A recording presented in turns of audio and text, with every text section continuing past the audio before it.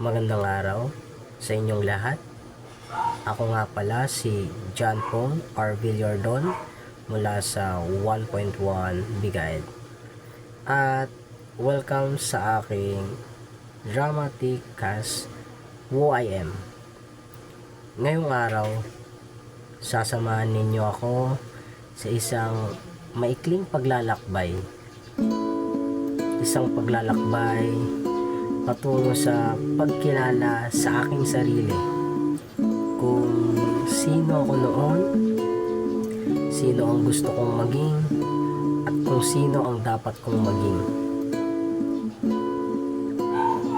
in my actual self. Ako si John Paul, isang masayahin, palakaibigan, at mahilig magpasaya ng tao. Isa akong taong may malasakit sa mga kaibigan at laging handang makinig sa kanila kapag may problema. Mahilig din ako mag-practice ng mga talent ko tulad ng pag-drawing, pagkanta, at pagsayaw. Para sa akin, ang bawat isa sa atin ay may kanya-kanyang galing, at ito ang gusto kong palaguin habang ako ay nagsusumikap bilang isang college student. Hindi madali, pero bawat araw ng pag-aaral ay hakbang papunta sa pangarap.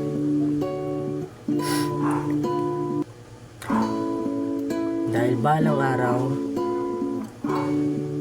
gusto kong maging isang guro sa sining. Gusto kong maibahagi ang kasaysayan ng sining at maituro sa mga kabataan kung gaano ito kahalaga sa ating kultura at pagkatao. Para sa akin, ang sining ay hindi lang tungkol sa ganda o kulay. Ito ay boses ng ating kaluluwa, paraan para maipahayag ang damdamin, pangarap at pagkakakilanlan. At gusto kong maging bahagi ng paghubog ng mga batang artist na mananatiling may pagmamahal sa sining.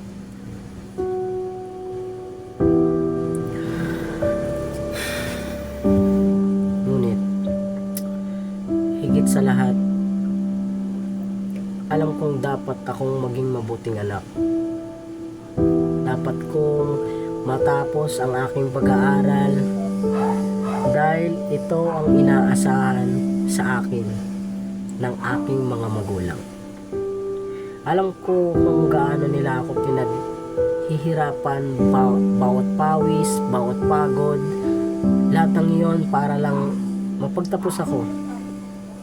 Kaya sa bawat pagkakataon, pinipili kong ipaglaban ang pangarap ko, hindi lang para sa sarili ko, kundi para sa kanila.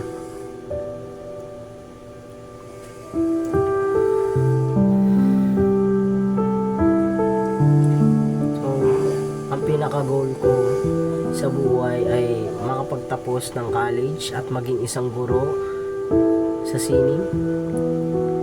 Ginusto ko ito dahil gusto kong mabigyan ng magandang kinabukasan ng aking pamilya at makatulong din sa mga batang nangangarap tulad ko. Sigurado ako na maabot ko ito dahil may tiwala ako sa sarili ko at higit sa lahat sa Diyos. Dahil ang mga kamit kong tagumpay ay ibabahagi ko sa aking mga magulang at sa mga taong naniwala sa akin mula pa ng simula. At sa tulong ng sipag at tiyaga, gusto kong makamit ito bago pa magtapos ng taon ng aking kolehiyo. Siyempre, hindi mawawala ang mga hadlang. Una na dito sa financial problems, pero alam kong malalagpasan ko yan dahil lahat ng is may solusyon. Kaya ang ginawa kong solusyon para malagpasan ko yung mga hadlang na yan is nag-focus ako sa mga needs, hindi sa wants. Binawas-bawasan ko yung paggagastos kahit na maliit na bagay pa yan. Pinahalagan ko kahit barya, kahit na maliit na barya lang is itinatabi ko para kung sakaling kailanganin ko, meron akong makukuha. Siyempre, hindi nawawala dyan yung kakulangan sa oras, time management. Mahirap. Kadalasan, kinukulang ako sa time dahil sa maraming gawain. Siyempre, yung mga schoolworks na dumadagdag, nagkasabay-sabay. Siyempre, hindi rin mawawala yung mga gawain sa bahay. Kaya, minsan naubusan ng time. Dadagdagan pa ng mga something na ginagawa ko na sa cellphone. Hirap. Pero kahit na ganun pa man, meron pa rin solusyon. Kahit na ganun pa man, ay may solusyon akong ginagawa. Ang ginagawa ko, nagsiset ako ng schedule para sa bawat gawain. Kumbaga, minamaximize ko lang sa oras ko para sumakto lahat yon. Kahit hindi pa oras, i-adjust ko para sumakto dun sa oras ng mga gawain ko. Siyempre, hindi mawala dito. Pinakakalaban ko talaga is yung distraction. Ito yung cellphone. Dahil mawala lang ng ilang minuto yung cellphone is hinahanap-hanap ng kamay ko. Hinahanap-hanap ko kung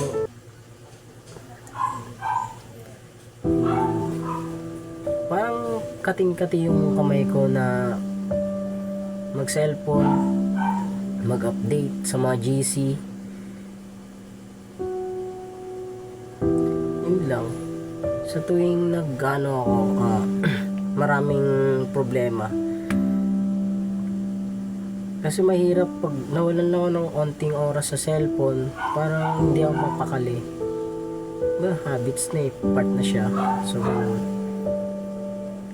aminado ako na may mga bad habits din ako. Ito yun. Ito yung unang-una na dito, simula pa nung high school ako, yung mag-procrastinate. Mahirap ito kalaban dahil pag maraming distraction, mapipilitan kang mag-procrastinate. Mamaya na lang yan kasi may oras pa. Mamaya na lang yan kasi maaga pa para gawin yan. Gagawin ko na lang mga last minutes kasi madali lang naman yan. Ganun yung mga ginagawa ko. Ito yung mga solusyon para maiwasan ko ang pag-procrastinate. Nagsisimula ako sa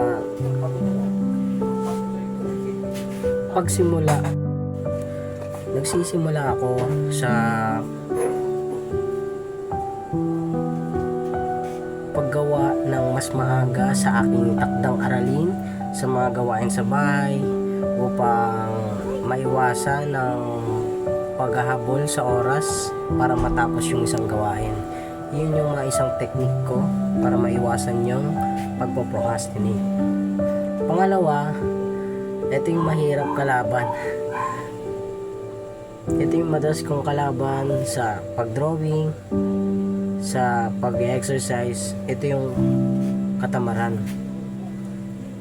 Halos lahat tayo tinatamad. Siguro pagpagod. Pero minsan may solusyon doon at pwede mong malabanan yung pagiging tamad mo. Ang isang solusyon na ginagawa ko is nag-exercise ako. Nag-exercise. Naghahanap ng gagawin para maging energetic ulit yung katawan ko, bumalik yung sigla ko. Minsan ang madalas kong ginagawa is kumakain ako umiinom ako ng kapeng puro para maging active yung pangatawan ko, yung kumbaga pampabuhay siya ng kaluluwa, kanon. Diba? Siyempre yung pangatlo dito sa isang mga bad habits ko rin yung lack of confidence. Paminsan-minsan siguro pag nawawalan ako ng confidence, pag yung insecurities ko, kumbaga na-offend ako sa mga sinasabi nila na ganto ganyan, taba ng mukha kang yun na masakit. Paminsan-minsan kasabay-sabay dadalawang isip ako lagi. Minsan kadalasan nangyayari yung sasagot ako, yung hindi ako sasagot, tas maririnig ko yung sagot sa iba, tas lalabas tama, tas sasabihin ko, ala, ganun din sagot ko, tama, dat pala nagtaas ako ng kamay. Yun yung madalas, kumbaga nawawala na, nagdadalawang isip ako na magtaas ang kamay, baka kasi mali, ganun. Pero alam ko, ang tiwala sa sarili ang unang hakbang sa tagumpay. Kaya namang maiwasan yun, pero ngayon mas mahirap.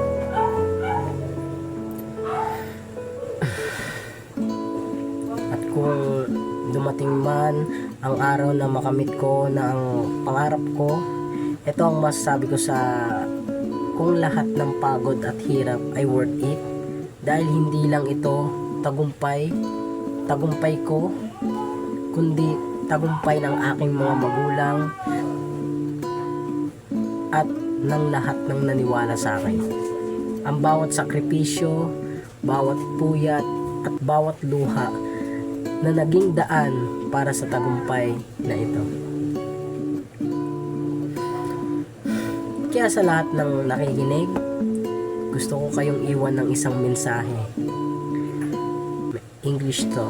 So, lagi niyong tandaan, don't matter what nobody thinks, don't care what nobody thinks, live the way that you want to live, maging totoo ka sa sarili mo, at ipaglaban mo ang pangarap mo kahit gaano kahirap.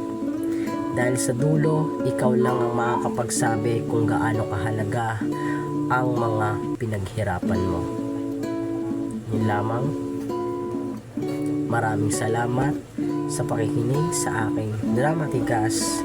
Ako po si John Paul R. Villardon at ito ang kwento ng aking